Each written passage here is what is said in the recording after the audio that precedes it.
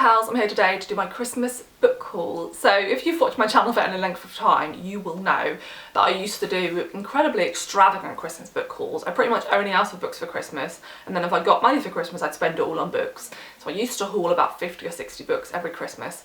And yeah, my TBR got really out of hand, I didn't enjoy it anymore, and I've spent the last few years trying to rectify that and have a smaller TBR. I will talk about that in a wrap up of my 2021 goals video so you can know where I'm at with that. But I decided that I was going to ask for a few more books this year for Christmas because I feel like I'm doing okay with the whole TBR thing. I feel fairly comfortable with where I am, and also I just felt like there was a few books that I really wanted to read for a while that I wanted to have on my shelves, and a few gaps I wanted to fill, particularly non-fiction wise. So yeah, I've got a nice stack of books here. I'm going to talk about the fiction books that Johnny got me for Christmas first, and then I'll make my way through the other small groups of books. So the first one is the only short story collection I got, and that is The Secret Lives of Church Ladies by Deesha, Philyaw. I love this cover. I've heard nothing but praise about this book in the last year or so, and I'm going to be gutted if I don't love this because, like I said, I've heard such glowing reviews. It says it explores the raw and tender places where black women and girls dare to follow their desires and pursue a momentary reprieve from being good. With their secret longings, new love and forbidden affairs, these church ladies are as seductive as they want to be, as vulnerable as they need to be, as unfaithful and unrepentant as they care to be, and as free as they deserve to be. That's a great blurb. So yeah, I hope I love this one. I'll be picking it up very soon, so you will find out shortly. This next one has been sitting on my TBR since the year it came out, which was 2017. And it's a book I've always, whenever I go through my sort of wish list of books I want to pick up, whenever I go through it and see this book, I'm like, God, I really need to pick it up. And probably not a month has gone by since 2017 where I haven't thought I really need to get that book. And for whatever reason, I just haven't. So I was really glad Johnny chose it. I thought he would because it has an animal on the cover, and that is Stephen Florida by Gabe Habash. So it isn't very often I read fiction in particular by a male author, and it is even less often that I read fiction by a male author that's really focused on, I guess, male dominated roles in society. And in this we follow a man called Stephen Florida who is at his senior year at college, and he is a wrestler. And he's really obsessed with wrestling, and it says this is a masterful portrait of loneliness and unflinching ambition. And I heard really great commentary on this one about how it looks at toxic masculinity and roles like wrestling that we're used to men inhabiting, and the loneliness that can come from that. And it says this is like a tour de force and an excellent character examination. And even though that's so different to what I would usually pick up, for some reason I've remained interested in this book for quite a few years, so I'm finally going to get to it, and I hope after all this time I love it, so we shall see. I didn't hear many people talk about this when it came out, so if you've read this, let me know your thoughts down below. And then I have two, I guess, like YA books. I'm not sure if these are middle grade or YA, and the first one is Metal Fish Falling Snow by Cath. This is an Australian release, came out in the last year or so, and it was longlisted for a couple of awards in Australia, I think, and I heard really great things about it. In this we follow a young black girl who lives in Australia with her mum, and her mum dies through a tragic accident, and so her mum's grieving boyfriend has to take her across Australia to leave her with a family she's never known. And it's about the bond they develop as they're grieving for her mother and his partner, and also about how she feels not quite at home in Australia because of how she's treated, because of the colour of her skin, and how her feelings change about that as she goes on this journey. So yeah, sounds really good. And the next one is Monsters by Fennel, another fantastic cover.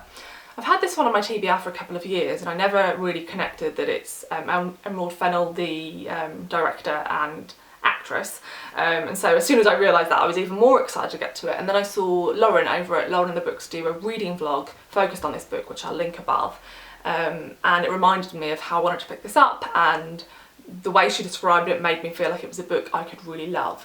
So yeah, in this we follow two teenagers, I think, who are staying in a seaside town, and they find a body, and things get a little bit weird, but the way Lauren described it, she read some bits out and it was a lot more funny than I was expecting. There's a lot of swearing, and I just feel like the tone of this I'm going to really enjoy, so I'm going to pick this one up very, very soon. And the next one is quite a chunky novel, and as soon as this came out I was like, I have to pick this up because I'm always trying to find novels that focus on nature, the environment and things like that, and I think they're nowhere near as common as I'd like, and when I ask for recommendations it tends to be the same few books that are recommended, which tells me there's not enough of them, and I think this one sounds great, and that is Damnation Spring by Davidson. So this is a sort of collection of a few things I enjoy. It's a book that focuses on nature and the environment, like I said. It's also a book in which we follow a family, and I really love family dramas, and then I think we maybe follow them over quite a few years. So we're following a family who for generations has made a living felling giant redwoods on California's rugged coast, and the mother just wants another child for her children. It says she's losing hope, and her husband don't really talk about it anymore. And her husband is offered the opportunity to buy a plot of timber which borders Damnation Grove, and he leaps at the chance. But the husband and wife then find themselves on like opposite sides of a battle, and I think it's something to do with, I'm not quite sure precisely, but some type of toxicity in the local environment that's been put there by the industries that she thinks might be causing her to be unable to have a child. So I think that sounds really intriguing. It's chunky. I have really been in the mood to read lots of family dramas, so I think I'll pick this one up quite soon. So there are the fiction books, and then I have a few non-fiction. So Johnny picked me up these first two, and then the other few I picked up myself with Christmas money. This one I've wanted ever since it came out, and that is The Yellow House by Sarah M. Broome. This one took a while to be picked up in the UK, so this is the UK paperback edition. This sounds like the sort of memoir I would absolutely love. It says, in 1961, Sarah M. Broome's widowed mother, Ivory May, which is a brilliant name, bought a shotgun house in New Orleans East and built her world inside of it, raising 12 children with her new husband. When he died, 6 months after Sarah's birth, the house would become Ivory May's 13th and most unruly child. We follow the story of her mother and all of her children as she tries to maintain this house. And yeah, I think this is obviously a commentary on single motherhood and family and community, but also on this particular neighbourhood and what it was like growing up in it around that time period. And yeah, I think I will love this one, and I've heard amazing things about it. The next one is incredibly heavy, and that is Golem Girl by Riva, Lehrer, and it's very heavy because it's printed on really high quality paper, because there's a lot of the author's an artist, and there's a lot of her art throughout the book in full colour. So the author was born in 1958 with spina bifida, and it says she endures endless medical procedures and is told she will never have a job, a romantic relationship or an independent life. But she's invited as an adult to join a group of artists, writers and performers who are building disability culture, and she begins to paint their portraits, and this follows the story of her life living with spina bifida and also her life as an artist. And yeah, I've heard this is absolutely beautifully written, so very excited to get to it. I think that cover is phenomenal. I think that's actually a piece of her art. One thing I will say is the font is absolutely tiny, which, yeah, I'm never a massive fan of. My mum was having a look through all the books I've got for Christmas, and she said the exact two things that I thought. One, this book is really heavy, and two, the font's ridiculously small. So yeah, there we go, but we'll definitely be picking it up. And then I picked myself up these 4 books, and these are sort of plugging holes in the gaps in like the non-fiction books I have at the moment, and yeah, some topics I was really interested in. So sort of spoiling another one of my goals, I had a goal for 2021 to read some non-fiction books on a few themes, and one of those themes was I wanted to read more about the British Empire and the legacy of the British Empire, because it's not something we're taught about at school, and yeah, you know, I want to understand more about the sort of negative impacts that the British Empire has had on the world at large. And there was quite a few books I had on my list that I wanted to get to and never did. But I had a look through them all again the other day, and I felt like this was probably the best intro. And that is Empireland, How Imperialism Has Shaped Modern Britain by Sathnam, Sanghera. I think this just came out in paperback. Yeah, and this is basically a discussion about the British Empire, and the author argues that we must confront this shared past if we are ever to understand who we are as a nation, which I completely agree with. So I'm hoping this is like good entry level, because some of the other books I had on my list were more specifically looking at one aspect of the British Empire, whether that was socially or geographically. So I will read this one first and then hopefully move on to some of the others. So let me know if you've read this and if you have any other books to recommend about the British Empire. And the next one is one I've wanted to pick up since it came out in hardback, and it's recently been released in paperback, and that is White Tears, Brown Scars, How White Feminism Betrays Women of Colour by Ruby Hamad. And yeah, I think this one sounds fascinating, and I'm hoping this is, you know, at the right sort of level for me. It's difficult with books that are on a particular topic you're interested in to know once you've read a few, like where you're at. You know, some books are at introductory level, some books are much more difficult. I don't think I'm quite there yet. I'm hoping this is somewhere in between, so fingers crossed. And it says, this is a must read for anyone who wants to be truly intersectional in their feminism. This compelling and meticulously researched book explores how the division between the innocent white woman and the racialised, sexualised woman of colour was created, and demonstrates exactly why these stereotypes are crucial to confront and deconstruct. And this is something I've read about in like essay collections where like one essay is focused on this topic, but I'm interested to read like a whole book that talks about that, and again I've heard great things about this one. Another one, which I'm ashamed to say I've never read any Angela White Davis, which is embarrassing, and I've had all of her books on my list for years, and I think it's always a fear of like, what do I start with, that has stopped me from picking any up, but I finally just bit the bullet and picked this one up, and that is Freedom is a Constant Struggle, Ferguson, Palestine and the Foundations of a Movement. And the reason why I decided to go for this one is because this is part of a sort of series of books published by Haymarket, and there is another one coming out in January by, I think, Ruth Wilson Gilmore. I'll put the author's name along here if I am incorrect, that I'm really excited to read, but I thought, you know, I should read the sort of first one that came out in that collection as well, and it's of course this book, which again I've heard amazing things about, and I'm hoping this will be a good intro to this author so I can read more of her work. So there we go. And then lastly we have the final non-fiction book I picked up for myself, and that is Care Work, Dreaming Disability Justice by, I just listened to this so I hope I get it right, Leah, Lakshmi, Piepzna-Samarasinha. I hope I got that right, apologies if I didn't. I've wanted to pick this up again for a couple of years. I don't know when this came out, 2018, and I am unsure if this is going to be a bit too difficult for me, I'm not sure.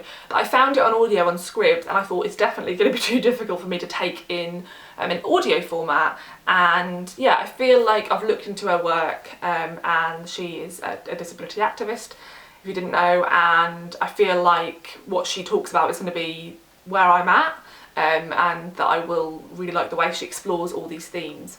So it says that she's a long-time activist and performance artist, and she explores the politics and realities of disability justice, a movement that centres the lives and leadership of sick and disabled queer, trans, black and brown people with knowledge and gifts for all. It says care work is a crucial and necessary call to arms. So yeah, and I think one thing that she focuses on in this book is the care providers as well for people with disabilities, which I think is something that is often missed out of the conversation. So yeah, I can't wait to get to this. I've heard nothing but really phenomenal things, and I just hope I'm smart enough to understand it all, fingers crossed. And then my mum picked me up a cookbook, and this is possibly the most beautiful cookbook I've ever seen, and that is Vegan Japaneasy. Look at that, isn't that stunning? And it has these gorgeous purple end papers. The whole thing is just beautiful. This is by Tim Anderson. Now, I did quite a lot of looking into vegan Japanese cookbooks, and one thing I find when I look into cookbooks is that a lot of the time, if you want to focus on a particular country, a lot of the time it's like white authors who have lived there, and this is one such book. The reason I decided to go for this one first rather than one by a Japanese author is because I've not really cooked anything Japanese, and this looks like it's a fairly easy introduction. I found a couple of vegan focused cookbooks by Japanese writers that looked like they were maybe a little bit too complex for me. I'm not that good at cook. And Tim Anderson, I think, has studied Japanese. He lived there for a couple of years, and he runs a restaurant and has run it in London for about 20 years. That's a Japanese restaurant. So I think he has a solid grounding in Japanese food, but of course my preference would be for this to be by a Japanese author. But it just looks stunning. It just want to, like, it's one of those cookbooks where I genuinely feel like every page I turn to I just want to cook. Look how amazing that looks. I mean, who doesn't love sweet potato anyway? And just everything, leek, pea and potato croquettes. And like some of this is more traditionally Japanese, and some of it he says like he has like tried to blend other cuisines with Japanese. Look at that, an amazing ramen. So yeah, this looks great. And also what I like about this is it gives an intro to just some sauces you should make to begin with, and a lot of those can be used as a base for a lot of the recipes. So I think initially what I need to do is get the ingredients to make a lot of these sort of base sauces and make a couple of those so I can then move on to making some of the recipes. So yeah, very excited to try this one. And then I went and had a look in the Waterstones 50% off hardback sale, which I think is something that runs every year and I've never known about before. I thought, yeah, I'm just going to nip in, it'll be super chill, hardly anyone will be there, like, people don't love books that much. I was wrong, it was fucking chaos, and I deeply regret going into the city because I'm not, clearly, in these times, not a fan of going in when it's that busy. So I just went into Waterstones.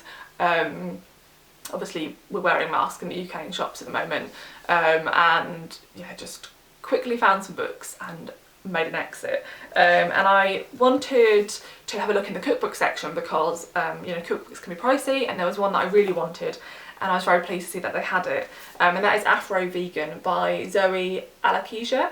Family recipes from a British Nigerian kitchen. So Zoe's father was British Nigerian and her mother was British, and they both met in England and then moved to live in Nigeria together. So Zoe was raised in Nigeria but now lives back in London. So yeah, I don't often do this, but I read like the whole bio section at the start of this cookbook, which is a few pages long, and I really liked like the introduction to the book and how she said like her cooking is a blend of Nigerian cooking but also influences from other cultures, you know, groups of people that live in Nigeria, but also obviously her London influences. And what I also like about this is quite a short cookbook, so there's not a ton of recipes, so it actually feels quite accessible in that I could like maybe make all of these. I really like the way it's set out. None of the pages feel like crowded. It all feels like, yeah, like I'm not going to get overwhelmed when I'm having a go at some of these, and I just can't wait to give it a go. So I'm very excited about both of these, and yeah, as you can see, I'm trying to sort of focus on cuisines I perhaps haven't cooked in, I haven't eaten a lot in before, and I thought that both Japanese and Nigerian were two cuisines I really haven't eaten much from and would very much like to. And then these next two, rather funnily, are published by different publishers, they're by different authors, but check that out. Don't they look like they've been given exactly the same book spine font wise, which I quite like, so they might have to live side by side on my shelf. So the first one is With Teeth by Krsten Arnett. I've been interested in this author since her debut, which was Mostly Dead Things, which came out a few years ago and I still haven't read. So this is her second novel. It sounds brilliant. We follow two queer women who are raising their son, and one of them, Sammy, is really unsure if she likes motherhood, if she likes her son. She's a little bit scared of him, and it says that as Samson grows from feral toddler to surly teenager, Sammy's life begins to deteriorate into a mess of unruly behaviour, and her struggle to create a picture-perfect queer family unravels. When her son's hostility finally spills over into physical aggression, Sammy must confront her role in the mess and the possibility that it will never be clean again. So yeah, I think it sounds really good and I've heard great things about it. And this next one is a little bit naughty because I don't think this comes out until early January, but I've noticed that my Waterstones quite regularly has books out like a week or so before their release date, and I assume that like the publishers just ship them and then they just put them on the shelf straight away. Does this happen in your Waterstones? Because it does a lot in mine, and that is The Raptures by Jan Carson. I mean, that is a phenomenal cover. I broke my rule buying this book. I have a rule that if I own a book by an author that I haven't read, I'm not allowed to buy the next one. And I do own The Fire Stars by this author, which I still haven't read. Came out, I think, in 2019, which is a little bit embarrassing, but you know what? phenomenal cover. This sounds excellent. And it was 50% off, so I couldn't say no, so I broke my own rule. Jan Carson is an Irish author. This is set in Ireland. We're following a young girl called Hannah who is on her summer holidays from school, but her classmate succumbs to a violent and mysterious illness, and it marks the beginning of a summer like no other. Others fall ill and people start to question who is responsible. Isolated and afraid, she seeks help in the most unlikely of places. Elsewhere in the village, tempers simmer, panic escalates, and long-buried secrets threaten to emerge. And there's just so many things about that I'm interested in. We're following a teenage girl during her summer holidays, the fact that people are being struck down by this bizarre thing, and I love like village stories where like gossip happens and people start to suspect one another. I really like that sort of small contained drama, so I think I could love this one. And I mean, how can you not love that cover? It's brilliant. So yeah, I did pick up 2 more books in a hardback sale, but they're books I've read that are going to be in my favourite books of the year video, so I'm not going to feature them here because I'll just be spoiling for another video. So yeah, I was quite pleased with what I managed to pick up. I feel like I've got a really nice selection of books here. Like I said, I felt like I was missing out on like family dramas, and there was quite a few gaps in my non-fiction, so I wanted to get some of those. So yeah, let me know if you've read any of these books, if you are excited to read any of them, and also let me know down below what book you got for Christmas that you're most excited for, or if you didn't get any books for Christmas, what book are you most excited to read in the next few days. Thanks for watching, and I'll see you in the next video. Bye!